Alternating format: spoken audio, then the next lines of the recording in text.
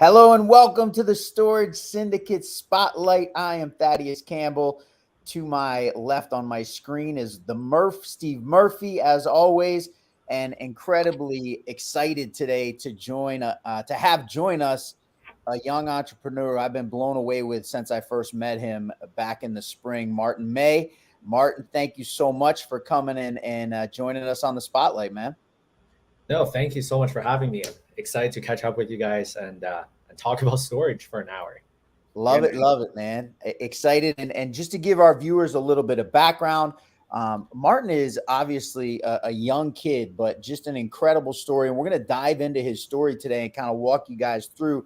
But what has really kind of blown me away in my experience with Martin is that there's nothing that we throw at him that he doesn't immediately believe that he has the ability to succeed at. And so that is so positive for us that, when somebody just has that overwhelming belief, when you present them with things that are challenging. I know when we first talked, Martin, and I was first talking to you about this deal we're going to get into in El Paso, I was literally trying to talk you out of trying to do this deal. I was doing my level best to portray this as something that there was no way on God's green earth that you were going to be able to do.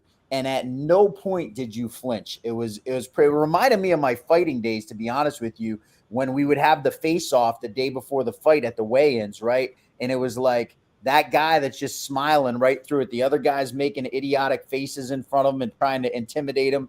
And the guy's just like, nah, man, I've done what I need to do. I have the support I need to support. And so just wanted to put that out there for our audience. Give a little bit of background on Martin and our experience with him and why I'm so excited to have you on the show, man. No, thank you so much, man. I appreciate that. On my side too, I feel like we've been taking very calculated risk, and that goes back to my humble beginnings as an immigrant. I feel like even just growing up, I left China when I was 14. I moved to the U.S., then went up to Canada. I was always on my own. I was always by myself. So just have to figure it out. Everything is figure outable. That's always my philosophy. So it can't really get any worse than having to go back to China, which is not even an option. So that's how I live my life. Just like whenever I see something, I put my whole heart into it. If it works, great. If it doesn't, find another way to make it work. Now, is that what motivated you to go towards real estate? Why was real estate your path? Yeah, absolutely, Murph. Thad, I think you're having a bit of a issue with your camera. I think that's back now. Awesome. Who knows what's going on, guys? Can you hear me? Yeah. All right. We're going to just be happy with my voice, and hopefully my camera is not too much of a distraction. This seems to be a Wednesday night regular now where my internet doesn't want to behave. Don't worry. But yeah, no, Murph, on my side, essentially my story was, as I said, I'm an immigrant. I left at a young age, moved to Minnesota first for high school, then went up to Montreal for university where I studied marketing. But throughout that entire experience, as I said, I had the pleasure of staying with American host families. That's, they were essentially the one that brought me up. My parents were still in China. They were working in order to support me financially. So from that experience, I really trained myself to be extremely mentally tough, growing up, under someone else's household. And I really treat them as my second family, right? Because they were there for me. They were there throughout my entire high school experience. So from that experience, I was very okay with the idea of just being alone, the idea of just having to work as hard as possible, even if all the odds are against you. And essentially, there's absolutely no way of going back, right? And when I immigrated to Canada and got my Canadian passport, there's quite literally no way for me to go back to China because I literally gave up the passport. And when I was working full time in Montreal, I started, getting interested in buying a piece of property for myself because, as I said, as an immigrant, I thought that was something that would meant a lot to me. I just wanted to have my own place. That's when my mom also moved from China to Canada. So our first property was actually just a little duplex, and that's how we got into real estate in the first place. That's where we got to rent room per room to other tenants in Montreal. And through that experience, I got to live for free. I got to put a roof over my mom's head for free. The both of us, were essentially collecting our equity, getting that cash flow, and managing tenants on a very small scale. So that was my first taste of real estate. That was my first taste of doing Okay, renovation. how old were you, Martin, in that? I was 23, 24. Cool. Yeah, nice. Yeah. So yeah, so from that experience, obviously that's where I got a taste of managing tenants, managing renovations. And then we stumbled across this market called New Brunswick in Eastern Canada. It's a province, another Canadian province. I will compare it to the Ohio of Canada, where it's extremely blue collar, a lot of industrial workers, a lot of industrial jobs, and very steady flow of tenants and rental needs.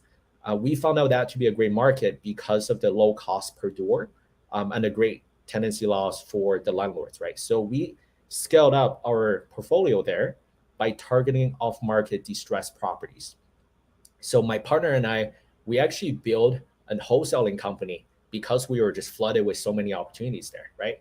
Our whole business concept when we first started our real estate career was we find these off-market opportunities, we structure ourselves as a pawn shop for real estate, and we essentially tell them, hey, if you want to sell your property 60 cents on the dollar, but you want to sell it as fast as possible with no conditions, no strings attached, we are your best solution. If you want the top price possible, go list it with the realtor. There's no hard feelings, right?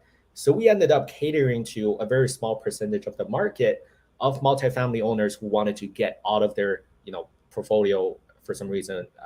So we were able to get really good deals and a really solid pipeline and consistent pipeline of deals. We essentially close on the best deals with our partners, and we wholesale the deals that didn't quite fit our buy box, but are still a fantastic deal that nobody else has access to.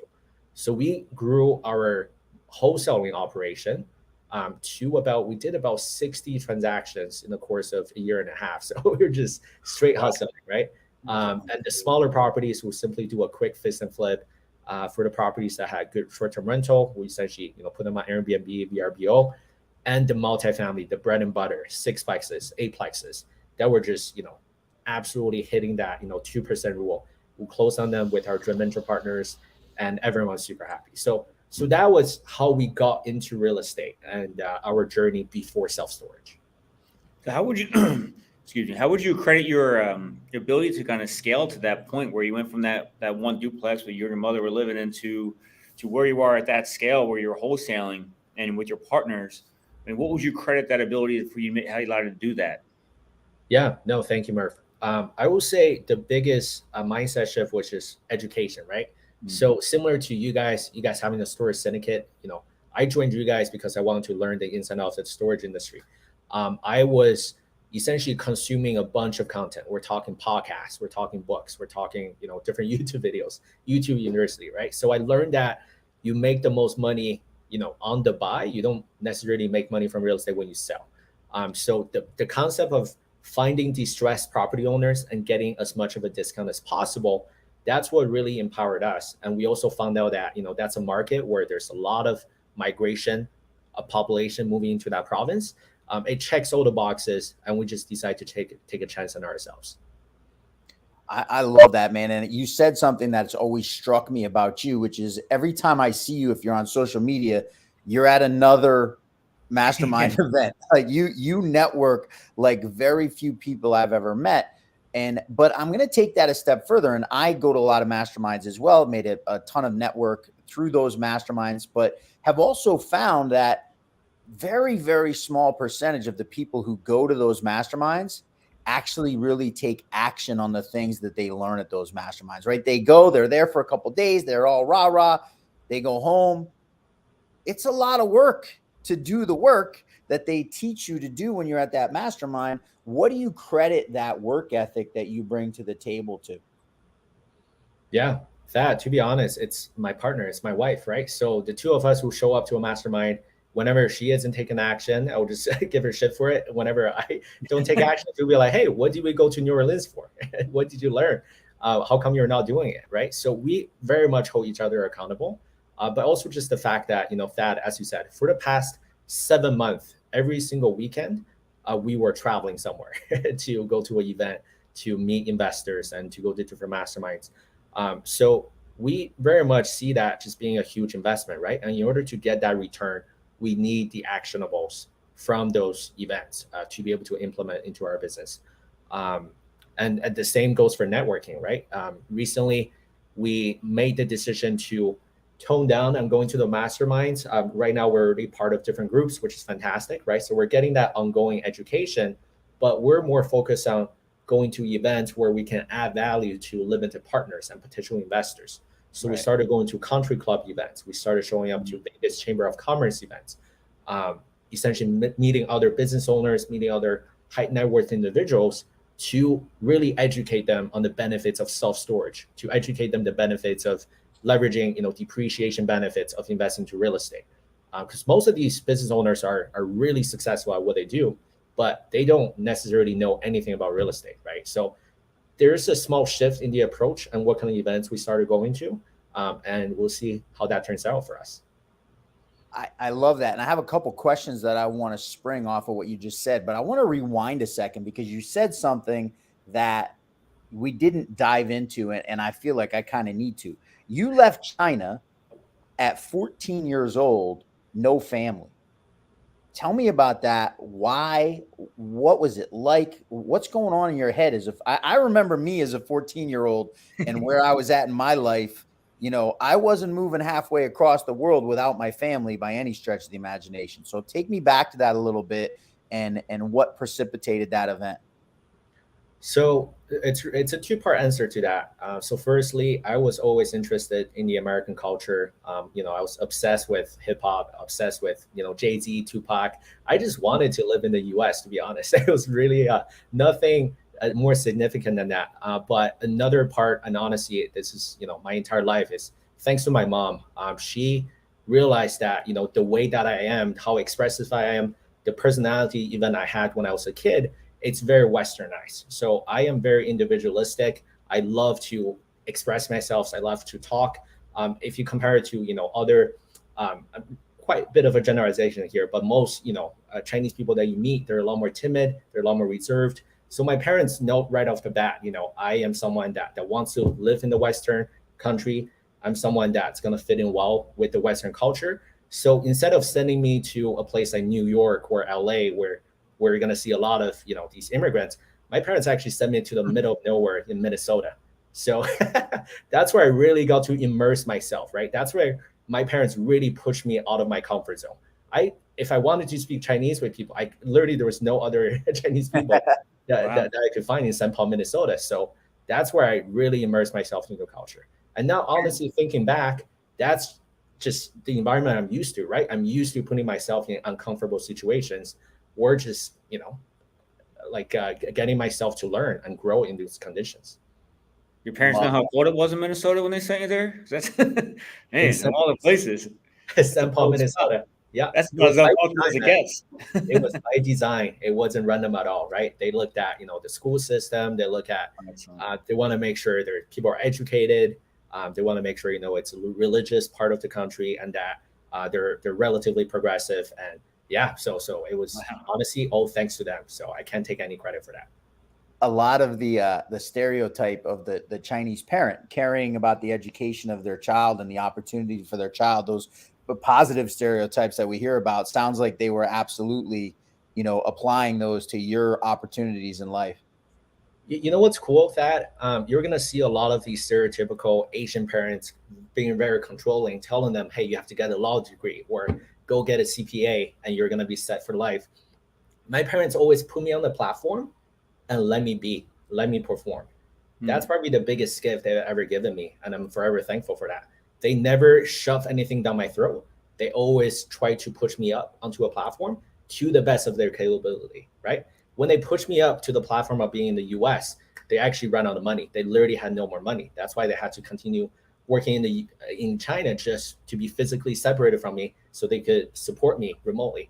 But, I was very much, went through a lot of financial hardships as a family. And again, it's part of character building, right? So whatever they had, they were do 100 times that plus more just to get me to a better spot. That's who my parents are as people. I have a very dear friend who once explained to me the idea of raising children as building this scaffolding upon which they can grow higher, right? And it just sounds like your parents absolutely summed that up, which is such a cool story to hear. I've been very fortunate the same way. I go back to my grandfather who raised my father, and then my father just giving more opportunity than he had, right? That's it, man. That's what that separates great parents, right, from controlling parents. So I'm going to skip ahead a little bit because you said something and you kind of glossed over it. And maybe a lot of our viewers who are not really familiar with Canada may not understand this, but you didn't just go to university in Montreal. You went to the university in Montreal. Tell me a little bit about that. Yeah, no, Thad, thank you. And again, I think it's part of my Chinese education that prepared me decently well for the American education. But yeah, I went to McGill University. People have a running joke; they call it the Harvard of Canada. It is a really good institution. It has a very reputable law degree and the engineering degree a program. I went there for the business program. Again, my parents didn't shove anything down my throat. They were basically saying, "Hey, no matter what you want to do, we'll support you, and we want you to essentially work on whatever it is that you're passionate about." I was passionate about marketing because I wanted to understand the consumer behavior of people's purchase decisions. People like to consume, people like to purchase. I would love to understand what ticks, right? I love to also understand how brands build their brand equity and promote their brand awareness. And honestly, that experience, firstly, it's in a very international city like Montreal. I got to meet people from all across the world. Some of my first investors are, my friends from business school. They're extremely successful. They're working at McKinsey, KPMG type of companies doing consulting, and they want to invest passively, right? So I was surrounded by another group of overachievers and highly intelligent people. But secondly, my marketing background has really prepared us really well for the wholesaling, because at the end of the day, how do you find deals? It's really a marketing problem, right? The marketing problem is, how do you get yourself in front of distressed sellers? So just from the get-go, I think thanks to my education background, thanks to my the career in marketing, I had essentially a lot of intuition into, okay, finding out what kind of marketing activities will do the trick. At the same time, building that credibility for myself as well. Murph, you were talking about, how the heck did you just go to New Brunswick without any contacts? How did you do it? On my side, we had a instinct of just creating content. That similar to, I share with you, I really respect the platform that you guys have. I love the consistency. It's very much the same thing what we did. When we moved to that province, we had so many questions about that province. It's a brand new market. We were interviewing property managers, contractors, Airbnb property managers, and also other investors to understand the ins and outs of that market. So we just put that up on YouTube with very minimal editing. And guess what? People are clicking on it, because the people who are looking at like Moncton property features, where like these are the top areas to buy in Moncton, those are highly qualified buyers, right, for our wholesaling business. Nobody is just gonna go on YouTube and look up Moncton real estate market. Nobody's going to look up Moncton, period. As someone who's spent plenty of time in New Brunswick, it is not a place where very many people are targeting. That's exactly it. So I would say that's how, my university background, my educational background, and that marketing experience really set us well to put us on, build the foundation for us at least. An interesting question that I want to expound on. You bought the duplex.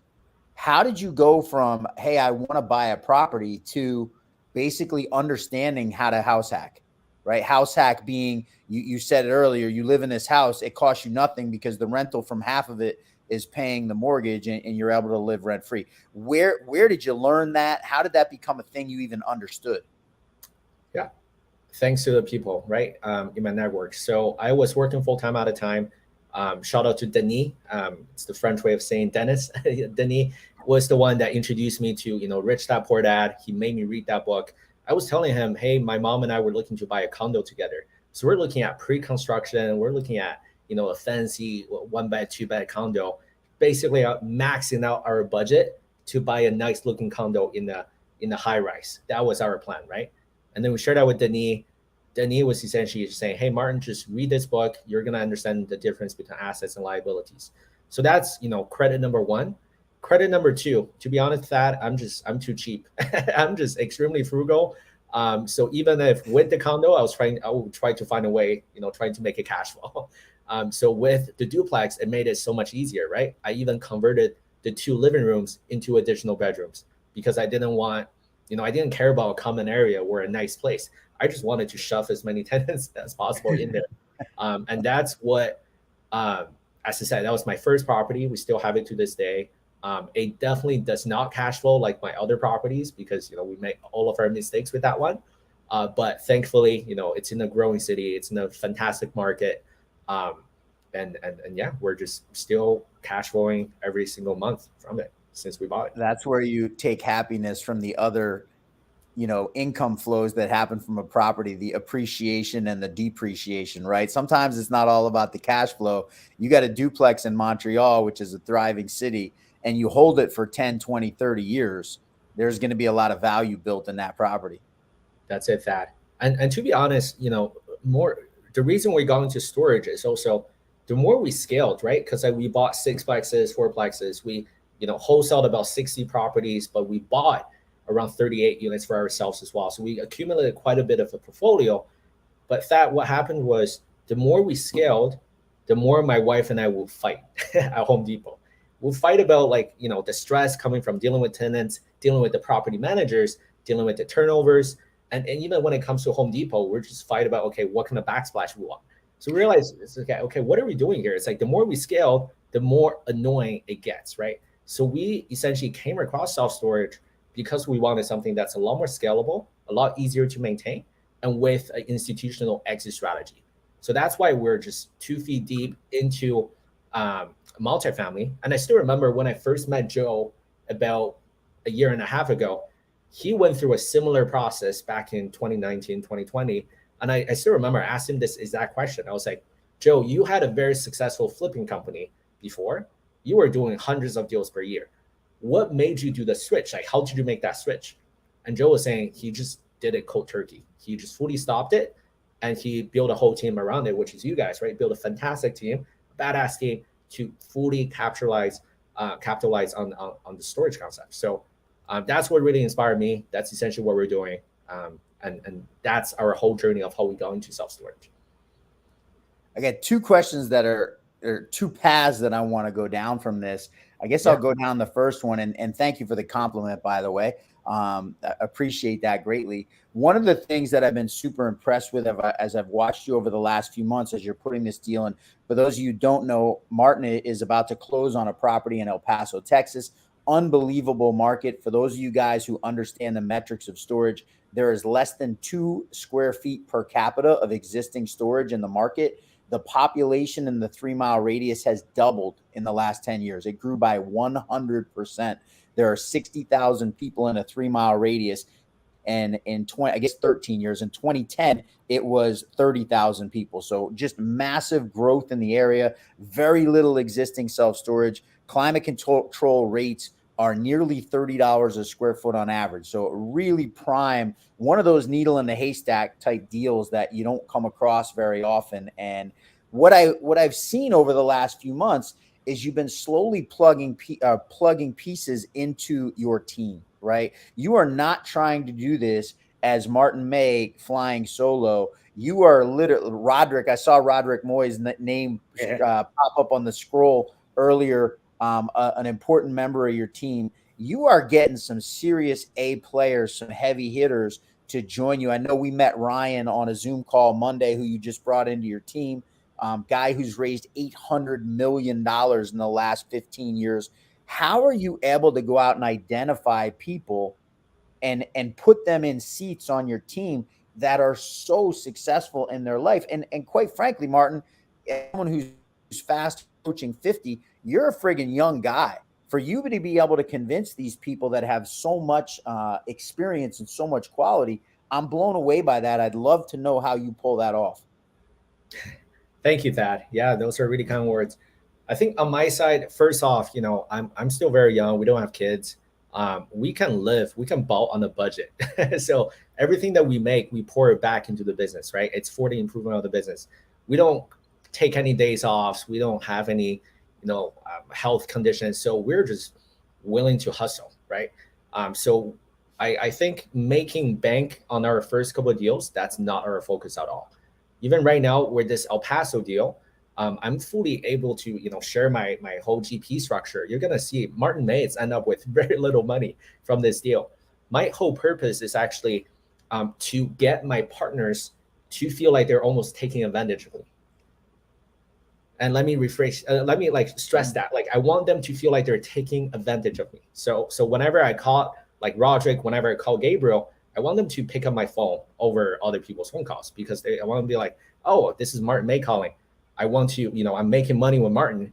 Martin is really taking care of me, so I'm going to treat Martin really well too, right? So from a monetary standpoint, I'm treating them extremely fairly, or some people might even call me stupid for doing that. But again, I don't need a whole lot right now.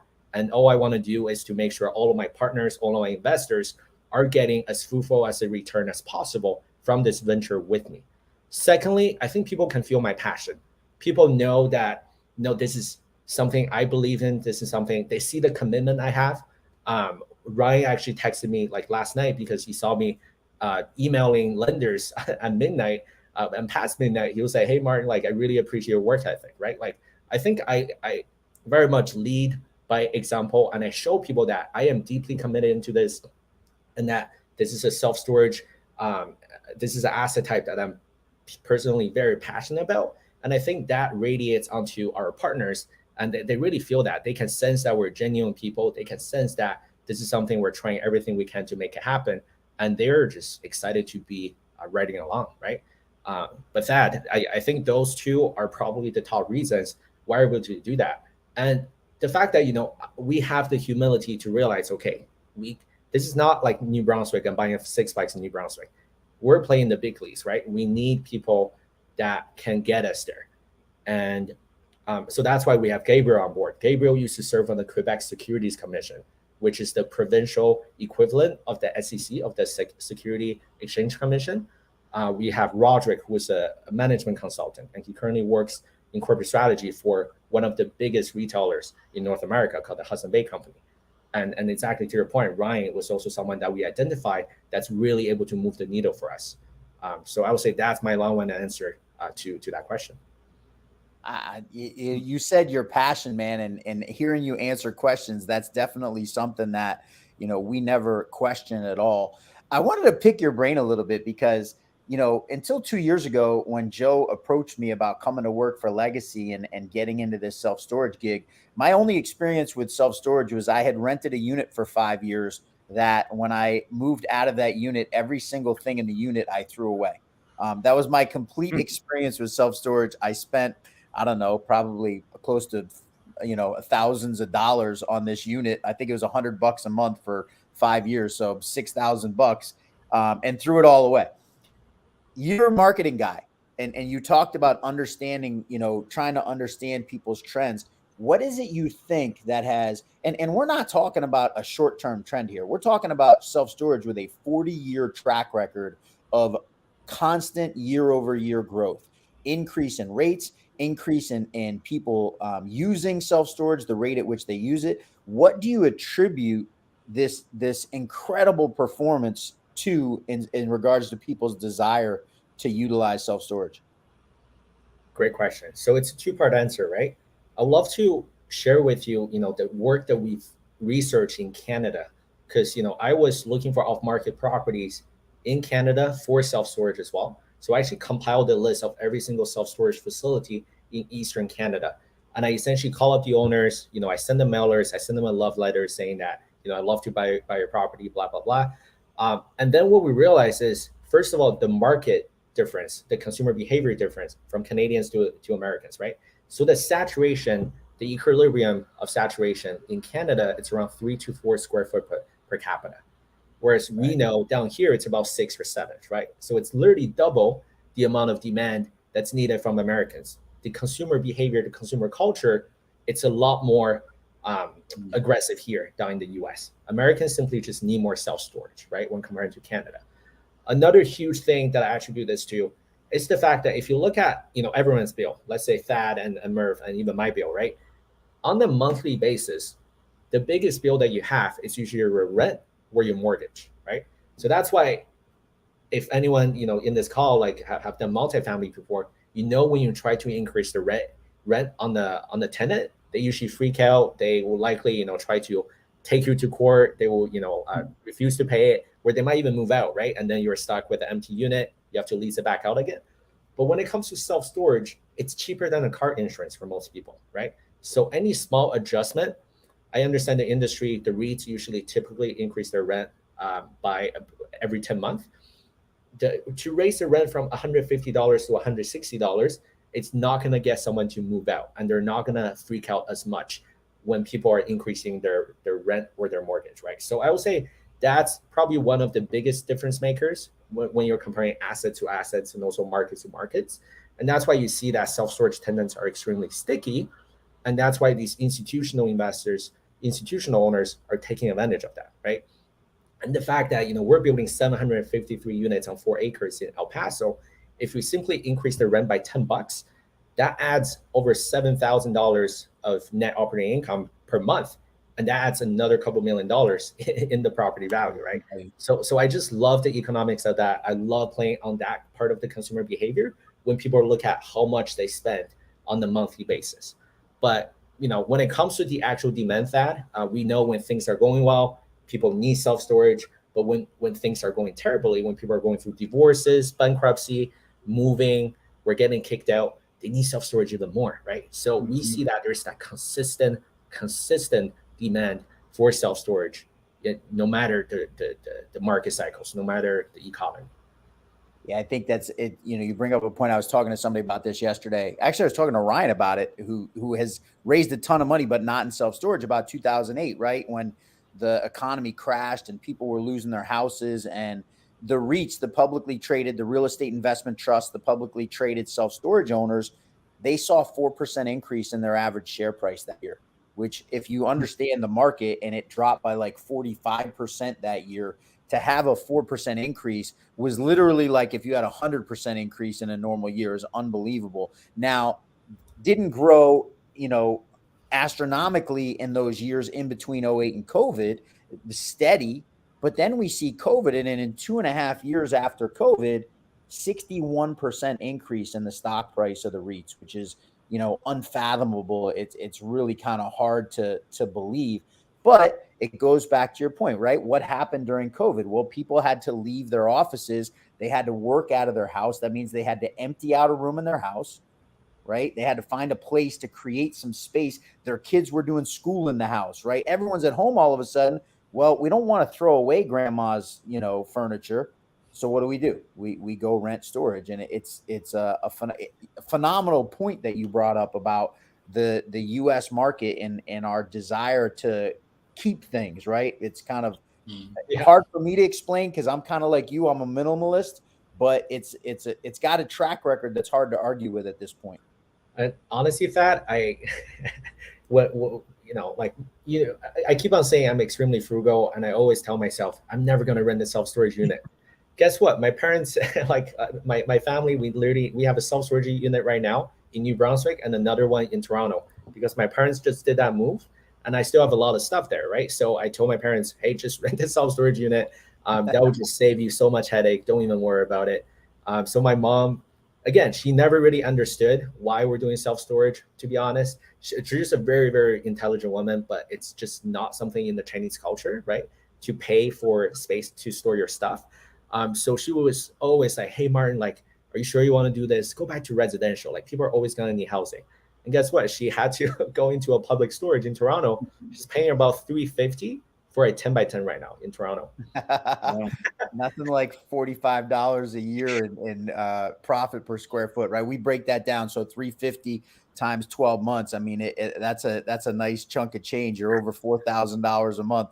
If we got $40 a square foot for a unit in El Paso, I'm sure you wouldn't be upset in any way, shape, or form. But that's the thing, right?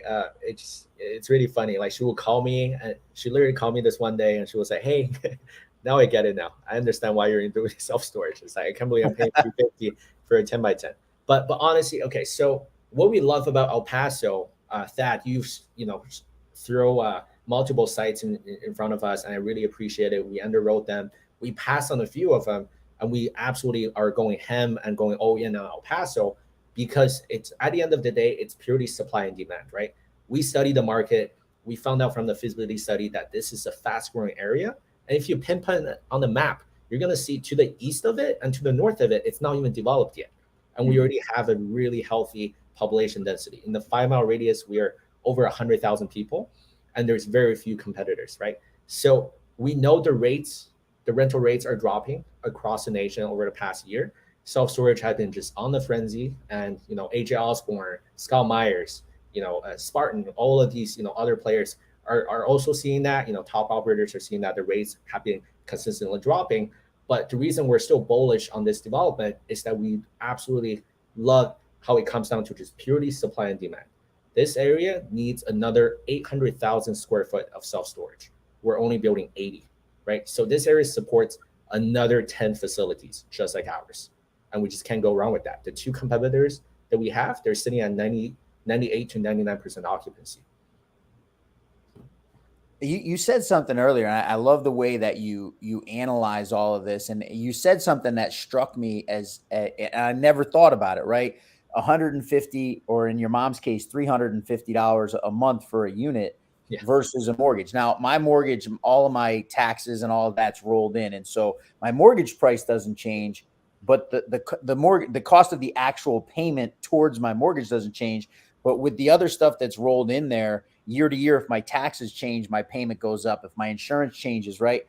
I notice my mortgage payment changing by like $10 because it's that big nut that goes out every month, right? It's the biggest thing that goes out of my account every month. And so if it goes from X to X plus 10, I see it. Meanwhile, you got your Netflix and your car insurance. I don't notice those changes. So I thought that was so astute, and I'd never really thought of it in that sense before. The REITs have an algorithm that does it for them, and they know to a T what percentage of people are going to call up every month and complain that their rent went up. And it is, just to give you guys some insight, it is not a big percentage of their overall customer base that even noticed that there was a change. And it's very simple for them. When someone calls up and says, "Hey, I noticed my rent went up to this. Why did that happen?" They're like, it's natural. And if they complain, they just give them a discount, and it's no big deal, because nobody wants to go in and move all the stuff in that 10 by 10 to another facility. So really interesting observation on your point, because I'd never really thought of it that way, that, when you're a multifamily owner, everyone's going to know when you raise the rent, and they're going to complain. There's going to be pullback or pushback, except for in very specific instances. Like there's been a couple years here lately where there just hasn't been available space to go live. So you kind of get away with things, but you're going to pay the piper on the other end, right? If you're not too cool to your tenants during that time, when there's that eventual market downturn, which is bound to happen, you're going to have people leaving you as quick as possible. And you don't want to put yourself in that position either. Yeah. And I think that's a very important point, right? It's just like understanding that consumer behavior, the human psychology behind these purchase decisions. And that's why I just felt like it's a way easier process to manage something, that's a lot more scalable, but costs very little to individuals compared to something like rent. And if you Google my name and put in Martin Mei, New Brunswick, you're going to see their Reddit hate post about me, because we put ourselves out there. We had TV commercials. We were on billboards. People associate us as foreign buyers that mess up their housing market, right? And they see us, obviously when we increase the rent, they're like, "Oh, of course Martin's going to increase the rent on our home. I'm a single mom." So honestly, I don't want to deal with that anymore, right? So that's also another huge motivation of getting into self-storage. And your exact point that you just talked about, that's why we go to multifamily investing events and multifamily conferences, and we just shove that idea to people. We tell them about the very concept of if you're trying to get into multifamily, or if you already have a diversified portfolio, consider adding self-storage into the mix, right? Yeah, Martin, I kind of real quick wanted to jump in. I know we're getting near the end, but I met you. Well, we ran into each other probably about a year ago, literally almost to the date, because I think we met in Vegas in the fall, right? And you do have like this confident swagger about yourself, especially when it comes to storage. And at the time you were still just kind of getting your knowledge basis on it when you were out there. And I remember coming back saying, "This guy's going to get into a deal." And it's really just the way you presented yourself. And it's part of my job to really, vet potential, members coming to the mastermind. And, what do you credit to your ability to basically burn the ships of your past? I mean, the way you were talking storage, I've seen you present at other speaking events, and you're labeled yourself as self-storage investor. It's kind of like you burnt the ships from everything in the past, and you are geared towards self-storage. And that's an important thing for, especially for people who are looking to leave the multifamily space. So, what do you really accredit that mindset for, that you've been able to do? Yeah. Well, firstly, Murph, you felt like it was an accidental run-in. I was looking for you guys. I knew exactly what you guys did. I knew I wanted to join your group. I knew I wanted to be part of the tribe. So I was literally just looking for Storage Syndicate. I knew of Joe and Brian, but that's, where I was fortunate enough to meet you and Thad, right, at that event. And secondly, absolutely. So the reason why, I fully rebranded myself as self-storage investor, right now, if you go on Instagram, you look up Martin Storage, my profile is going to come up, right? So I make sure that happens as well. A huge part of me is there are so many investors that get that shiny object symptom, right? Like even right now, like a lot of people are reaching out to me for the wrong reasons. They're, doing multifamily, they're doing industrial, and they are trying to, play with self-storage for the wrong reasons. Like they don't necessarily want to put in the work. They're just like, oh, like I want to, try out with this property because like so many people are in it, and people are saying, oh, self-storage is such a hot topic right now, and that's why they want to do it. And that's why you see I invest in so much about content creation. I'm working with a video team to really put out short form content, trying to educate people about the research I have done, right? Trying to share with the audience that I have about what I love about this industry and why I decided to take the plunge. So I think what I'm doing essentially, it sets us apart from people who have that shiny object syndrome. They're just trying to do a million things at the same time. Whereas for me, I'm essentially burning my bridge that there's no going back. Like ride or die, I'm in the self-storage industry. I could have side projects, but I'm going to be a self-storage investor. And that's really just the past year and a half, the work that I put into it, the investment we put into this deal, to networking, to constantly, getting more knowledge in the industry, right? I think it's interesting because I personally witnessed you put tens of thousands of dollars, if not hundreds of thousands of dollars, into the work. You said that word. There's the book, I think it came from Ready, Fire, Aim, which is a fantastic book. If you haven't read it out there, inch wide, mile deep, right? You don't go try and do a mile wide worth of things. You pick one little narrow furrow and you dive down into it. And I couldn't think of a better way to explain how you've dealt with this thing with self-storage ever since. Steve, we're headed out to Vegas and right after Labor Day. So not next week, the week after. That'll be a year since we met Martin, because it was at that show that we met him. To have watched you in the last year, that's kind of the most succinct way I can say it, is that you're not looking at 70 different things. You're looking at self-storage and every aspect of self-storage every day to dig in and just understand and master this craft as well as you can. And quite frankly, Martin, it's been an absolute pleasure to watch. Yeah. And honestly, same with you guys, right? Just like Murph, you're talking about, me focusing on self-storage. But if you dive deeper, it's actually, I'm only focused on self-storage development, right? So I'm only going after the growth strategy. And that's actually by design. That's why I chose you guys. I was, I went to Scott Meyer's event. I went to AJ Osborne's event. I went to, there are multiple different educators out there. But I saw that you guys are laser focused on ground up, laser focused on, having this cookie cutter strategy that's fully scalable and working with people like Barry Sherman to make it happen. That's what I love the most. And honestly, when I talk to people from, AJ Osborne's group that's been around for so long, and honestly, I learned so much from him too. So I'm not talking crap at all, but people from that group are telling me that there's so much information about everything. And they're not really focused on anything, right? So they end up not pulling the trigger. They fall into analysis paralysis. Whereas with Storage Syndicate, I know exactly what I'm getting myself into. I know the risk I'm taking on. I know the type of due diligence we have, because that's the only thing that you guys do. And that's what, that's how I treat business as well, right? So as I said, Murph, like when I showed up to your booth, I was just marching directly towards it. I wasn't looking around. I knew what I was, want to sign up for, and that's what I did, right? Oh man, I thought it was destiny, bro. Yeah. Love it. What an awesome way to wrap up, guys. It's 7:44. So I said just hit 45 minutes. We try and honor everyone's time with this, and we keep this to a 45-minute deal. Martin, we'll absolutely have you back on the show, man. You made this 45 minutes absolutely fly by. Such a pleasure. So much deep insight. I'm going to be hung up on that idea of, noticing your mortgage versus, or your rental payment versus noticing your storage payment as such another, we always talk about no toilets, no kitchen, no drywall, no paint. We always talk about that as the advantages of storage, but this idea of nobody noticing the $5 on the bill, as an owner, is extremely important. So I appreciate all the insight you brought in, teaching us a little bit tonight. It's so cool to hear about your story.